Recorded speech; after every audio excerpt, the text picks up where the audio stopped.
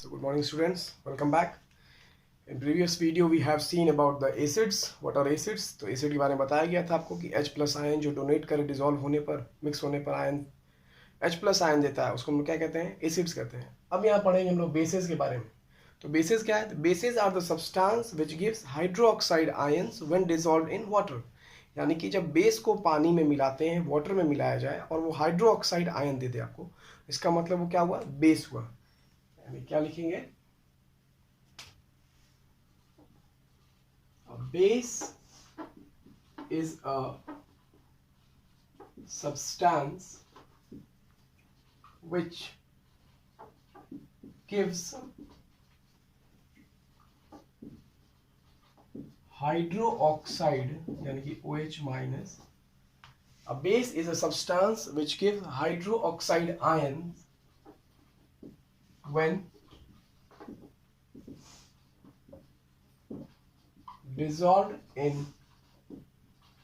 water. यानी कि NaOH sodium hydroxide अगर एक्वस है, पानी मिलाया गया, सोडियम हाइड्रोक्साइड क्या बेस है, चेक करते हैं. तो ये डिसोसिएट करेगा Na plus plus OH minus में. तो ये क्या हुआ? Hydroxide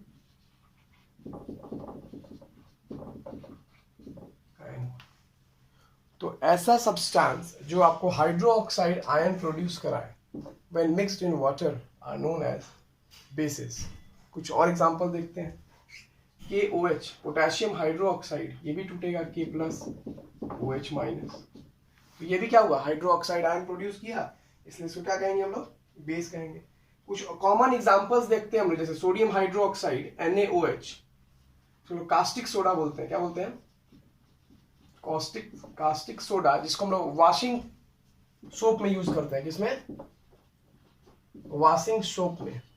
KOH that is potassium hydroxide, इसको हम लोग पोटास भी बोलते हैं. इसको हम लोग बेथिंग सोप में यूज करते हैं, bathing soap. Then again calcium hydroxide that is CaOH whole twice. Calcium hydroxide जिसको हम लोग क्विक लाइम भी बोलते हैं, इसको क्या यूज करते हैं? व्हाइट वॉश में यूज करते हैं. Then again magnesium hydroxide MgOH, इसको मिल्क ऑफ मैग्नीशिया बोलते हैं. मिल्क ऑफ मैग्नीशिया, ये आपको as a anti acid use किया जाता है. किस तरह यूज करते हैं? As a anti acids. ऐसे बहुत सारे एग्जांपल्स है बेसिस का जो हमारे डेली लाइफ में यूज है. ठीक है, तो ये था बेस के बारे में. नाउ व्हाट, ये अभी हम लोग देखे बेसिस के बारे में. अब आपको कैसे पता चलेगा कि मेरे को जो कंपाउंड दिया गया या जो सब्सटेंस दिया गया वो मेरा एसिड है कि बेस है? How will you identify that the substance that you are given to you is an acid और बेस? तो मान लीजिए दो टेस्ट ट्यूब है. अब आपको इसमें कैसे पता चलेगा कि ये मेरा एसिड है और ये बेस है? इसको पता करने के लिए मेरे पास एक टर्म यूज किया जाता है, indicators. What are indicators?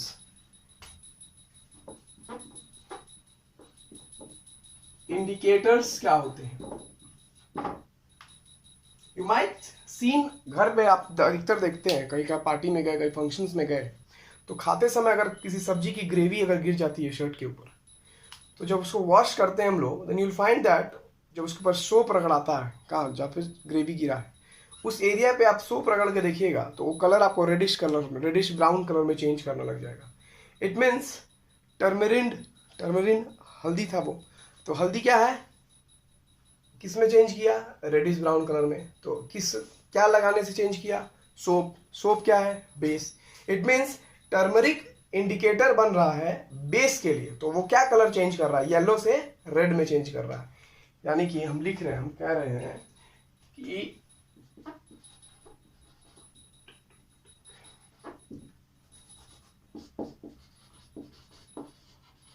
Turmeric है जिसका कलर येलो था, इस पे आपने सोप अप्लाई किया, ये आपको कलर चेंज कर दिया गया रेड में, रेडिश ब्राउन में आ गया हल्का सा. तो सोप क्या है? मेरा बेस. तो ये एक तरह का इंडिकेटर हो गया. यानी कि अगर हमको बेस के बारे में पता करना है तो टर्मरिक मिलाएंगे तो येलो कलर से किसमें चेंज कर जाएगा, रेडिश ब्राउन कलर में चेंज कर जाएगा। तो ये पता रहा।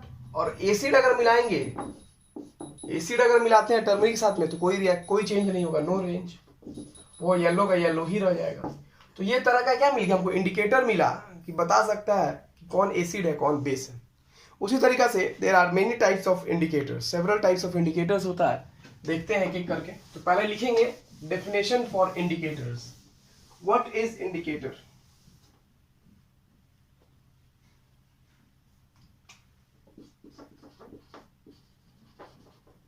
The substances which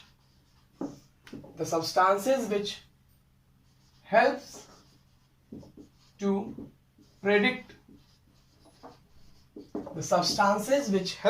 predict the nature of the substances which helps to predict the nature of the compounds or solutions,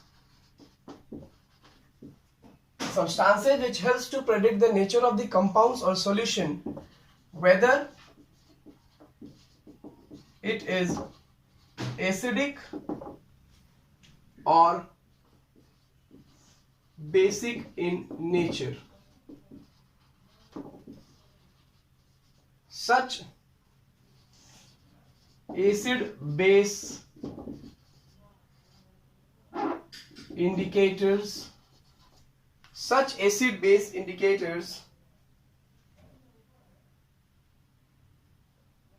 such substances are called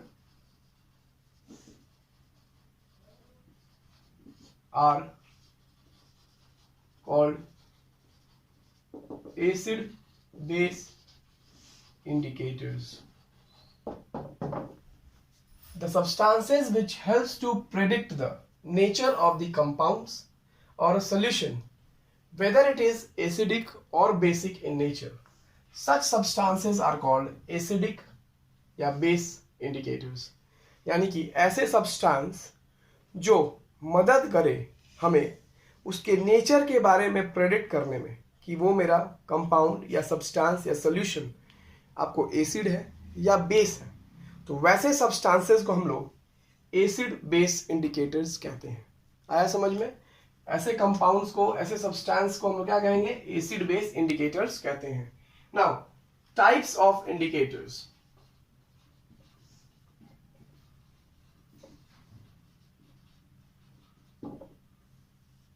Types of indicators.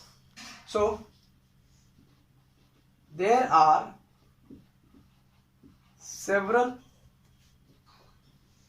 types of indicators. There are several types of indicators. First, natural indicator. Second, olfactory indicators. Synthetic indicators और चौथा होता है universal indicator. So there are several types of indicator, लेकिन आपको यहाँ पर सिर्फ 4 ही पढ़ना है। Natural, olfactory, synthetic, universal. Natural मतलब नेचुरल ऑर्गेनिज्म से मिले। Olfactory it's depend upon the sense, smell के ऊपर होगा। सिंथेटिक मतलब लैब में सिंथेसाइज किया गया हो। Universal, natural. यूनिवर्सल इंडिकेटर्स जैसे लिटमस पेपर, फेनोल्फथलीन, मिथाइल ऑरेंज, ये सब क्या हो गया, यूनिवर्सल इंडिकेटर्स हो गया। अब एक एक करके देखते हैं। नाउ नेचुरल इंडिकेटर्स के बारे में पढ़ते हैं।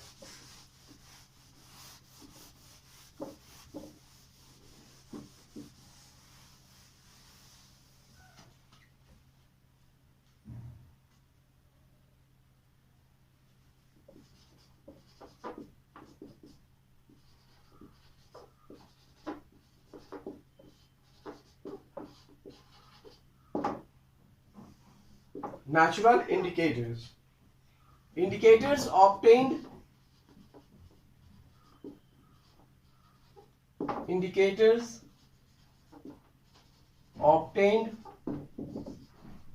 from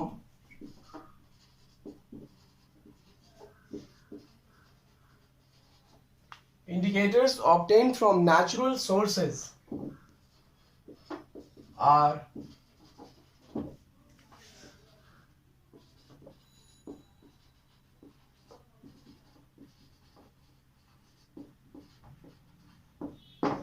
known as natural indicators. Example देखते हैं अगर, some common example, litmus paper,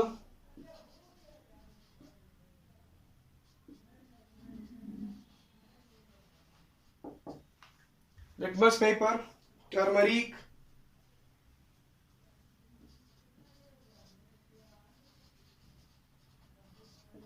red cabbage,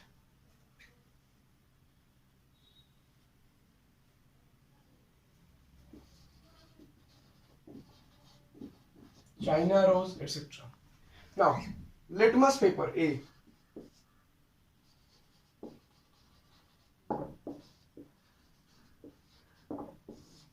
litmus paper क्या होता है? एक तरह का पेपर है. There are two colours, red और ब्लू कलर का होता है. तो लिटमस पेपर क्या होता है? It is obtained from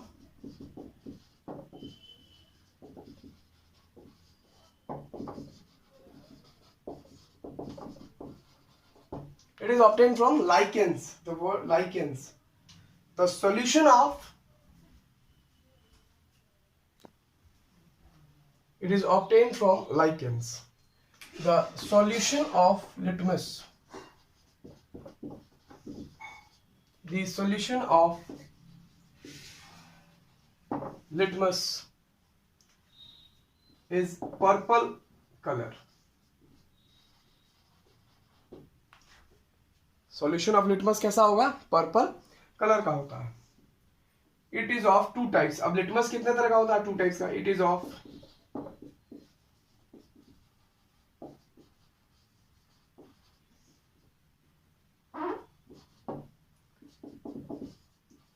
red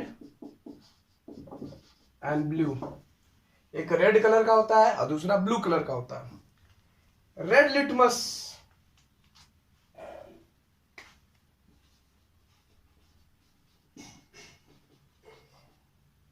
changes to blue. Red litmus किसमें चेंज करेगा? ब्लू में. तो वो क्या बताएगा कि बेसिक है. वही blue litmus changes to red, ये बताएगा कि ये एसिडिक है. ठीक है. तो ये नेचुरल इंडिकेटर है. नेचुरल क्यों कहा गया? Because it is obtained from the lichens, that is microorganism. The solution of litmus is purple in color. दो तरह का लिटमस होता है, रेड कलर, ब्लू कलर. जब कंपाउंड को सब्सटेंस में मिलाएंगे, अगर रेड लिटमस का कलर ब्लू कलर में चेंज कर जाएगा तो इसका मतलब हुआ कि जो सब्सटेंस था मेरा वो बेसिक इन नेचर था. अगर ब्लू लिटमस को डिप करते हैं सॉल्यूशन में, सब्सटेंस में, और उसका कलर अगर रेड में चेंज कर जाता है तो वो क्या बताएगा कि वो एसिडिक इन नेचर था. अब दूसरा है एग्जाम्पल यहाँ पे टर्मरिक के बारे में देखते हैं लोग.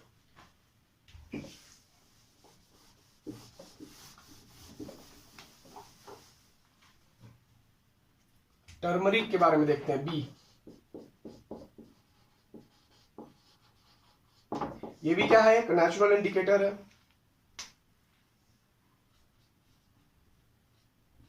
It is an another natural indicator. It changes its color yellow to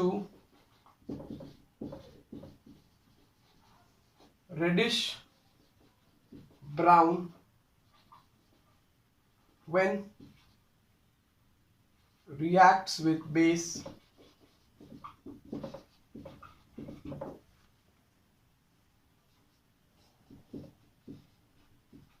It does not change color with acids. Turmeric, it is another natural indicators. Turmeric को हिंदी में हल्दी कहते हैं. It changes its color yellow to reddish brown when react with base. यानी कि इसको base के साथ जब मिलाएंगे, को बताया भी था मैंने, और एसिड के साथ कराएंगे तो कोई कलर चेंज नहीं करेगा. तीसरा है red cabbage.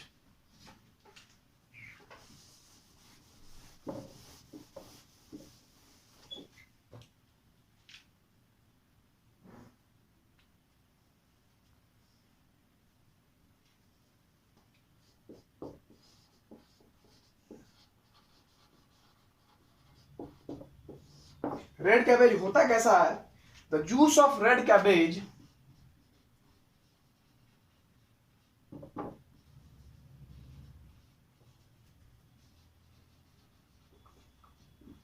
is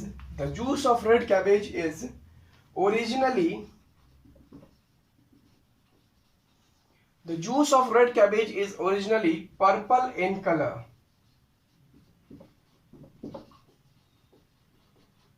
The juice of red cabbage is purple in color.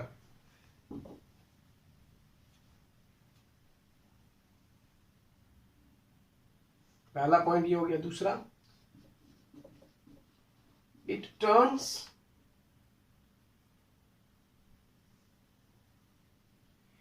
turns to